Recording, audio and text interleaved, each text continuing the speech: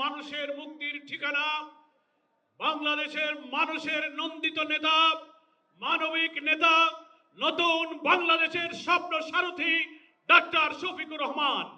মঞ্চে উপস্থিত সম্মানিত জাতীয় নেতৃবৃন্দ, আমার প্রিয় দেশবাসী, আজকের এই জনসমুদ্র প্রমাণ করে 17-18 বছর ধরে জামাত ইসলামী তথা ইসলামী শক্তির উপরে যে অত্যাচার জুলুম নিপীড়ন হয়েছে তার বিরুদ্ধে এই জনসমুদ্র হচ্ছে গণবিস্ফোরণের সৃষ্টি করেছে।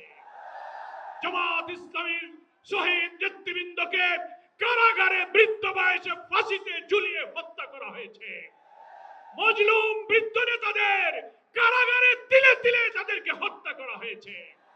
জামাত ইসলামের নিবন্ধন কেড়ে নেওয়া হয়েছে, প্রতীক কেড়ে নেওয়া হয়েছে, ক্রস ফায়ার, আয়নাঘর, রিমান্ড, হাজার হাজার লোকদের কারারুদ্ধ করে দুনিয়া জানে বাংলাদেশের মধ্যে সবচেয়ে মজলুম হচ্ছে জামাত ইসলামী।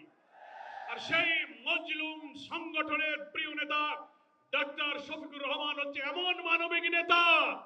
জুলাই অভ্যুত্থানের, জুলাইয়ের উত্তাল দিনগুলোতে আমিরে জামাত 17 তারিখে হজ সফর করে যখন দেশে ফিরলেন, 18 তারিখে আমরা সাংবাদিক সম্মেলন করলাম। সেই দিন রাতেই প্রতিদিন ছাত্র হত্যা হচ্ছে, আমিরে জামাত আমাদের ডেকে বললেন যত লোক নিহত হচ্ছে, যত আহত হচ্ছে, এরা কোনো দলের নয়, সব শহীদ আমাদের শহীদ, সব আহত আমাদের আহত। আপনারা বাড়িতে বাড়িতে যান। তিনি সব শহীদদের বাড়িতে বাড়িতে নিজে গেলেন, আমাদেরকে পাঠালেন। সহস্র শহীদের বাড়িতে, হাসপাতালে, বাড়িতে রক্তাক্ত অস্ত্রসিক্ত রোগীদের পাশে তিনি ছুটে গিয়েছেন। সাধ্যমতো আমরাই মনে হয় বাংলাদেশের রাজনৈতিক দলের মধ্যে মহান আল্লাহর ইচ্ছায় বেশিরভাগ শহীদের পাশে দাঁড়াবার সুযোগ পেয়েছে, আলহামদুলিল্লাহ। বন্যা আসলো, তারপর আমিরে জামাত বন্যা কবলিত মানুষের পাশে ছুটে গেলেন। পূজা আসলো, হিন্দু ধর্মাবলম্বী, খ্রিস্টান সব ধর্মের নিরাপত্তার জন্য তিনি নির্দেশ দিলেন তাদের পাশে দাঁড়িয়ে যান। জামাত শিবিরের কর্মীরা তাদের ধর্মীয় প্রতিষ্ঠানগুলো পাহারা দিতে শুরু করেছে। ফলে হিন্দুদের বাড়িঘর দখল, অত্যাচার নির্যাতনের বিরুদ্ধে তিনি কোনো প্রতিক্রিয়া না করে পাশে দাঁড়িয়ে তাদের ঘর বানিয়ে সাহায্য করে তাদের মানবিক সাহায্য তিনি করেছেন। আমার প্রিয় নেতা হচ্ছে জাতীয় মানবিক নেতা। তিনিই বাংলাদেশে মানবিক সমৃদ্ধ বাংলাদেশের জন্য একটি জাতীয় ঐক্যের ডাক দিয়েছেন।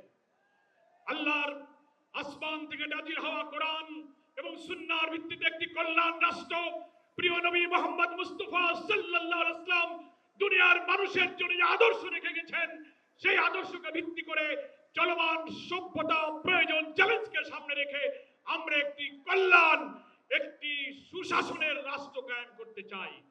তাই আসুন ডাক্তার শফিকুর রহমানের ডাকে সাড়া দিয়ে জুলাই অভ্যুত্থানের চেতনাকে ধারণ করে আগামী নির্বাচনে দাঁড়িপাল্লার পক্ষে তরুণ প্রজন্মের প্রথম ভোট দাঁড়িপাল্লার পক্ষে হোক, এই স্লোগান তুলে নতুন বাংলাদেশ বিনির্মাণে আমরা ইসলামী এবং দেশপ্রেমিক শক্তিকে ঐক্যবদ্ধ করি।